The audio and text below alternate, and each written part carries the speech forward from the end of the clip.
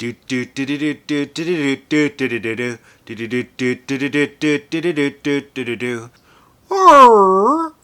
wants the Redhead! Ah, quit your clucking. It's the rum they want, don't you, boys? Today we're talking about the red-headed lady pirate from Pirates of the Caribbean.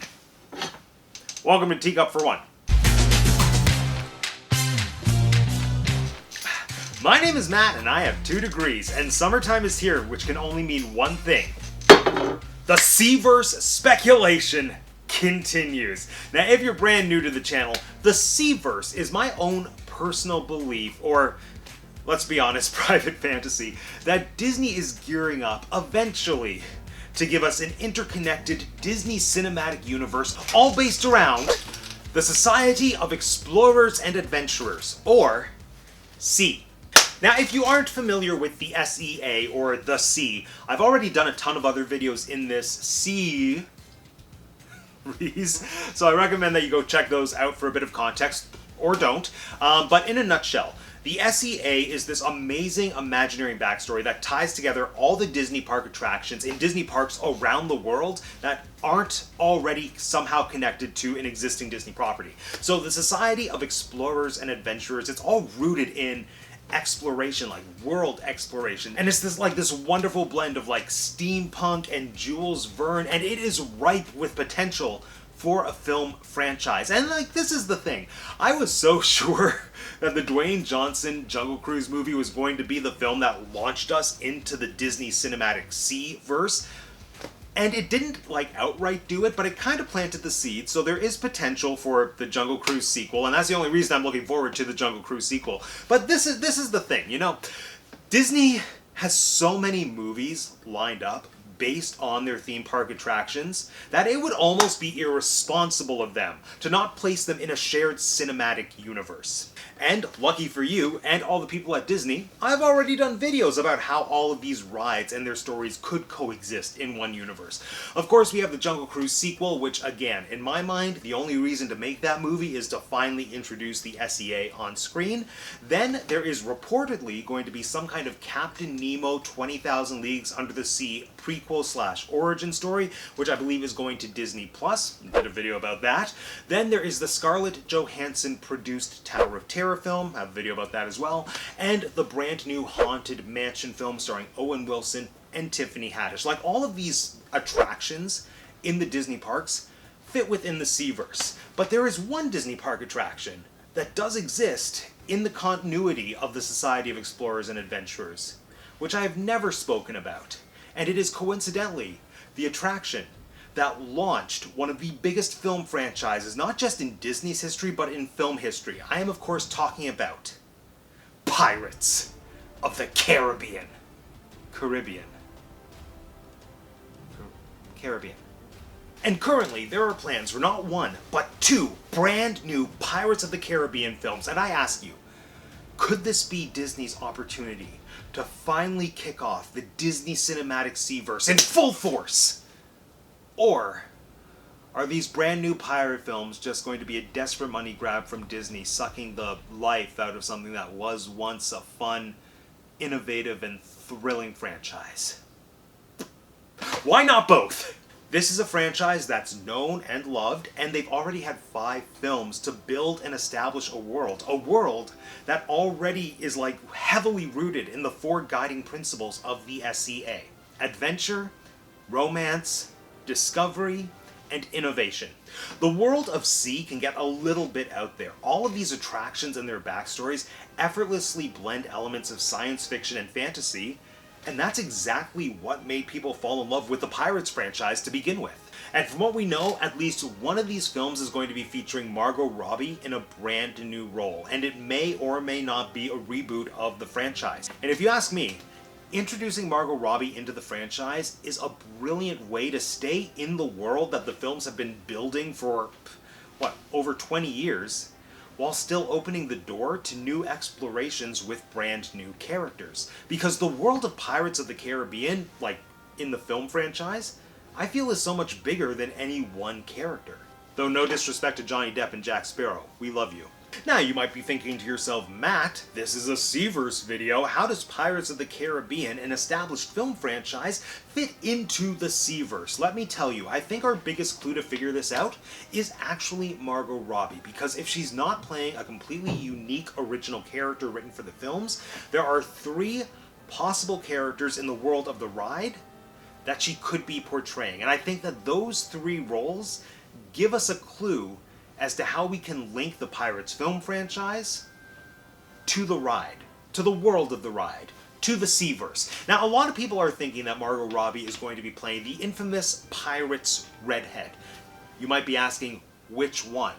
Or to backtrack a little bit, if you really don't follow the Pirates of the Caribbean's rides, you're probably thinking, Matt, what does a redhead have to do with the Pirates franchise at all?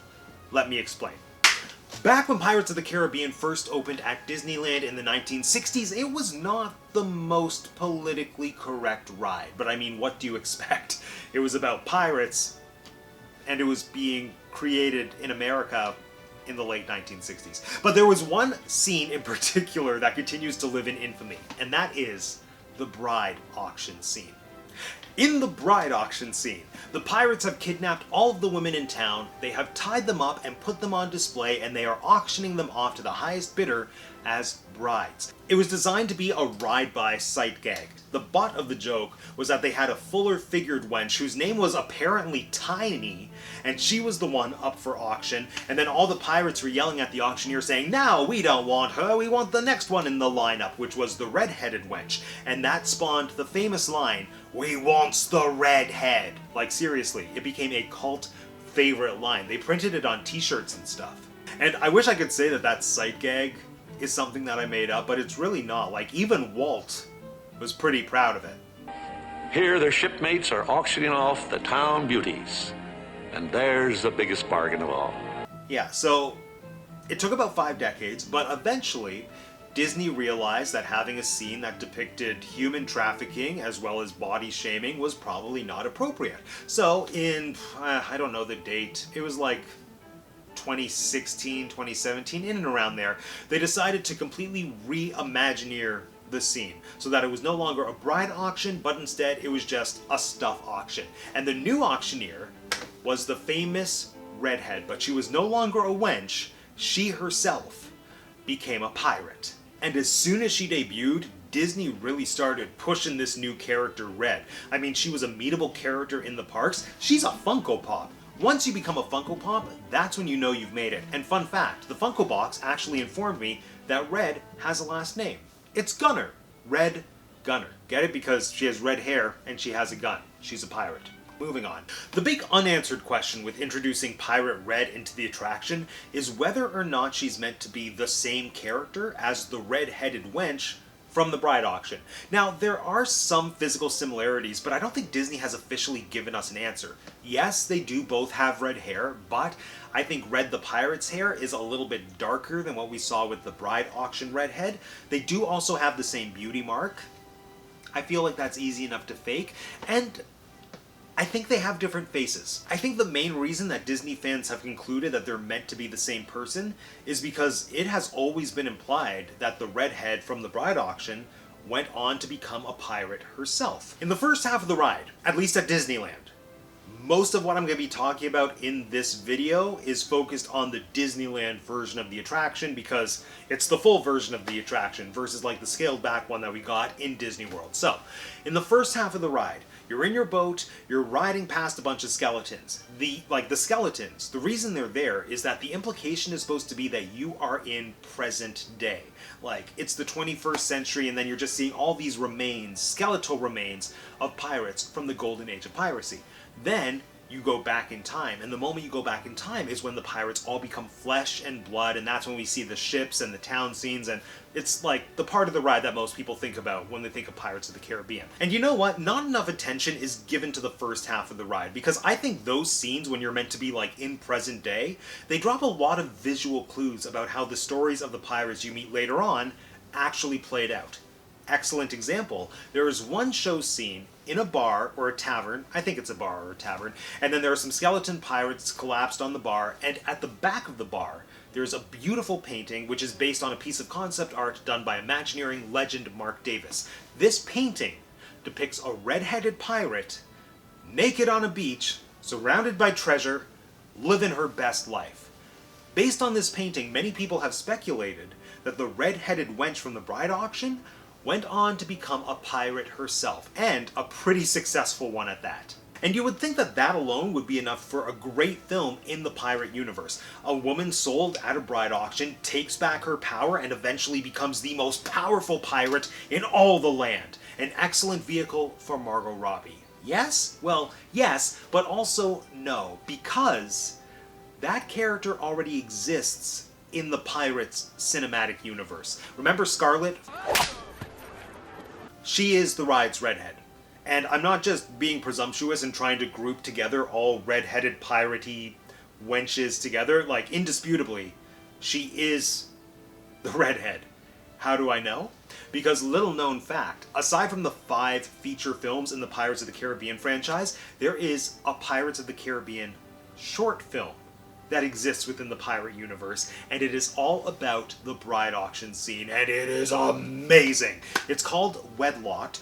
Reportedly, it only released with like the 15-disc Blu-ray edition of like all the films after At World's End was released, so not a lot of people saw it. I found it through sneaky means on YouTube, and it is 100% worth a watch. And it's all about that infamous bride auction scene, and yes, it does include the line, "We want the Redhead!"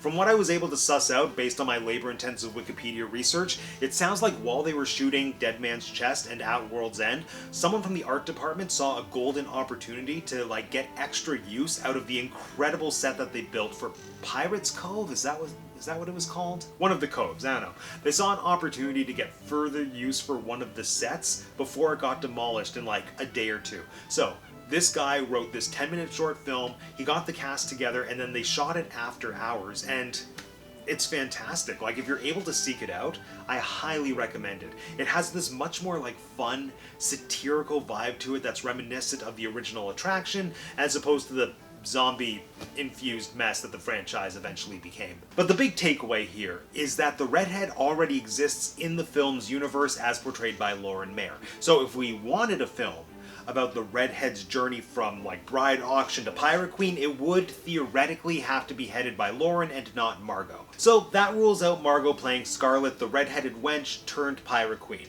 But for a moment, let's entertain the possibility that Scarlet could be a separate character from Red.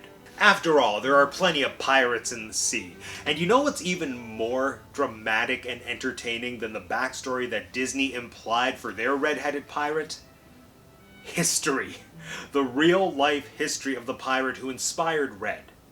Anne Bonny. Anne Bonny is one of the few female pirates in history, and I would go as far as to say probably one of the most notorious and ruthless. Based on my labor-intensive Wikipedia research, there isn't actually a lot of confirmed information about Anne Bonny. Almost all the information we have about her, and fun fact, almost all the information we have about pirates and pirate history in general, all boils down to one document, which some people say is mostly a fabrication and could in fact be fan fiction written by the guy who wrote Robinson Crusoe. But like, I'll take what I can get, so whatevs. This is what I learned from that. Anne Bonny was, apparently, an Irish woman with bright red hair and a fiery temper. So it would be fitting for her to have a nickname like Red. Now just to clarify, when I say that she had a fiery temper, I don't mean that she just threw the occasional tantrum. Like, this was somebody that you did not want to mess with, even from a young age. Allegedly, when she was around 13 years old, she just fully stabbed one of her father's servants, and I think the servant might have died. There was another story about how there was a sailor who tried to take advantage of her, and she beat him to the point of near death. And she had a pretty tumultuous upbringing. She was born out of wedlock, and then she was raised by her father, and he built a career as a fairly successful lawyer. Then when she was a young woman, she fell in love with a sailor named James Bonny, but her dad didn't approve of the marriage, so he disowned her, and then she just ran off with James. And I read one story that said that she might have set fire to her dad's house before she left, if that gives you an idea of the kind of person we're dealing with. James's career quickly took him and Anne to Nassau, which was like the pirate hub of the Caribbean, maybe the pirate hub of the world. I didn't do that much research. And he eventually fell into a position working for the governor as a whistleblower, pointing out who all the pirates were, pointing out all the piratical activities. Now, Anne, she didn't approve of him like outing the pirates. Anne very quickly fell in love with the pirate life. You know, yo ho, it was the pirate life for her. But she didn't just fall in love with the pirate life. She fell in love with a pirate and wanted to become his wife. I almost had a rhyme there, I didn't. Anyway, yeah. So she quickly fell out of love with James and fell in love with a pirate. And the pirate's name? Captain Jack Rackham. Yeah, you probably thought I was going to say Captain Jack Sparrow. No, it was Captain Jack Rackham, also known as Calico Jack, but I'm just going to call him Captain Jack for the purposes of this story. If you choose to imagine him as Jack Sparrow, I won't fault you. So, Anne decides that she wants to marry Captain Jack. Captain Jack offers some money to James if he'll divorce Anne. James says no. But when has a man saying no ever stopped Anne from doing what she wanted? So, Captain Jack and Anne ran off together, and James was left without a wife, and he could have had money for it, but he didn't because he was a fool. So Anne sets sail with Captain Jack and his crew and essentially becomes the pirate queen of the Caribbean. When the ship would dock and then the crew would go on to land, Anne would dress up as a man and she would pillage and plunder with the best of them. But when they were sailing, she made no attempt to conceal her identity. The entire crew knew who she was. And just take a moment to consider what a big deal that was. Because at the time, having a woman on board a pirate ship, or maybe just a ship in general, but definitely having a woman on board a pirate ship was a major taboo. But in the case of Anne Bonny, not a single member of the crew batted an eyelash. Now, it could have been because she was Captain Jack's partner slash lover slash like common law wife, but let's be honest, based on what we know about Anne Bonny, they were probably just scared of her. But now here's where things get interesting, because in time, Anne started to develop interest and an attraction to a certain gentleman on the crew. And one day she made her move on said gentleman. And it was revealed that gentleman was not a gentleman at all, but it was in fact a woman who was masquerading as a male pirate. And if we have any Shakespeare fans watching, to put this into like Shakespeare context, we basically had Twelfth Night on Water. We had a pirate nobility woman falling in love with someone that she thought was a boy, but actually turned out to be a full-grown woman in male drag. The woman in question was one Mary Read, another female pirate who had an equally, if not more interesting backstory than Anne Bonny that we really don't have time to get into now. Now, once Anne found out that Mary was Mary, the two of them became like BFFs, instant besties, a dynamic duo, possibly lovers. And this is the thing, when they went to land and worked together, according to some of their victims, they were a force to be reckoned with. These two ladies together were incredible pirates and best friends. But the question remains, how does Captain Jack fit into this equation? The math of love triangles. I wasn't really able to find an answer. Apparently, when he thought Mary was a guy, he was ready to slit his throat because he was like making eyes at his wife. Once Anne revealed that Mary was in fact a woman, Captain Jack kind of backed off. Now, we don't really know what the dynamic of that relationship was between Mary and Jack and Anne, but what we do know is that eventually all three of them were captured, tried, and sentenced to death. Now, Captain Jack was actually executed. However, Mary and Anne's executions were postponed because at the trial, I don't know if it was at the trial, but around the time of the trial, when they were sentenced to death, they also announced that they were both pregnant. So, their executions were postponed. Mary Read ended up dying of natural causes anyway. I don't know if they were natural causes, but she wasn't executed. Mary Read ended up dying in prison. Anne was released from prison and disappeared. Now, it's speculated that she was released because her dad still had some legal pull, but no one has any answer as to where she went, what happened to her, how long she lived, anything. Now, I want you to look me in the eye and tell me that that is not a story ripe for potential in the pirate universe. Can you just imagine Captain Jack Sparrow in the middle of that love triangle, that fun Shakespearean farcical love triangle involving mistaken identity, cross-dressing, a woman pretending to be a boy, and then another woman falling in love with the boy. Like, there's just so much potential there. And Anne Bonny and Mary Read do have a long history with the Disney Pirates of the Caribbean attraction. Back when the ride was first being developed, it looks like their plan was to include more actual pirates from history in the attraction. And there are concept drawings that Mark Davis did of Anne and Mary being that dynamic pirate duo and just pillaging and plundering. Now, obviously, they didn't make it into the ride by way of being an actual animatronic, but I do think their fiery spirit had some impact on Red, the character we have now. And fun fact, Mark Davis's concept drawings actually inspired drawings of Mary and Anne that you can see in the queue in Disneyland. So like, these ladies have just been sitting back patiently waiting to be introduced into the Disney Pirates universe. So what does this mean for Margot Robbie's role in the franchise? It means that there is a story waiting to be told about not one, but two amazing female pirates, a story that Disney has been skirting around for decades.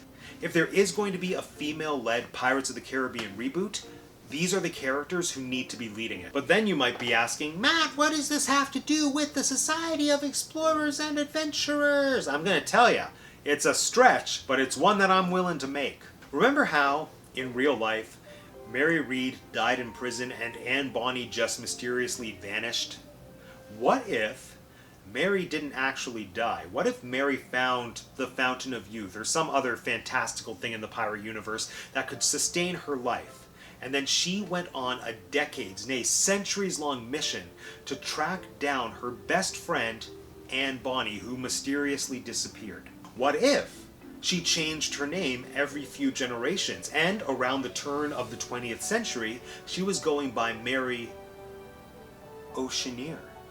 Hear me out, because trust me, if you connect the right dots, it really does line up. Now, Pirates doesn't have as strong of a tie to the Society of Explorers and Adventurers as some other attractions do.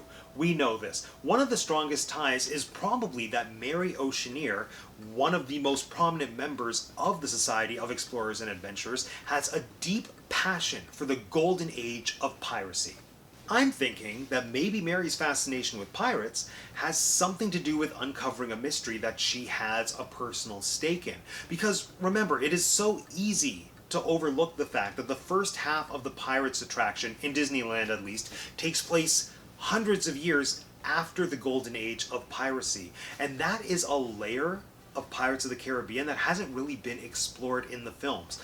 Looking at pirates as a relic of the past, like looking at the golden age of piracy from now. Time travel. You know what? I'm just going to say it. I want a Pirates of the Caribbean movie that involves time travel, and I want the link to be Mary Oceaneer, aka Mary Read, played by Margot Robbie.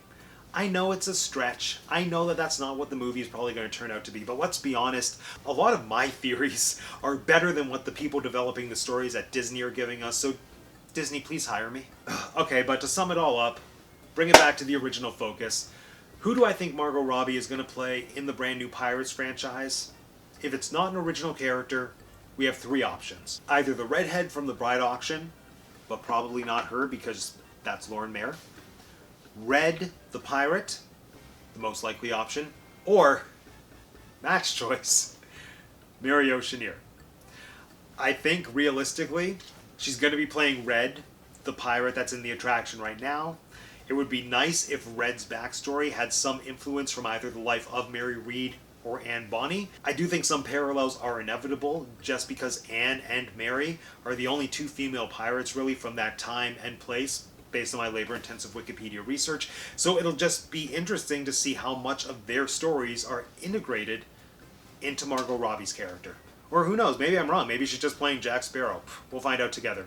Anyway, friends, with that, this concludes yet another episode of Teacup for One. Now let me know in the comment section down below, who do you think Margot Robbie will be playing in the Pirate Cinematic Universe? And if you want to be the first to know when I release more videos about Disney, Shakespeare, sometimes cats, Funko Pops, and over the next few months, probably pirates, make sure you subscribe to the channel if you haven't subscribed already. And if you haven't subscribed already, it is so easy. All you have to do is click on my face.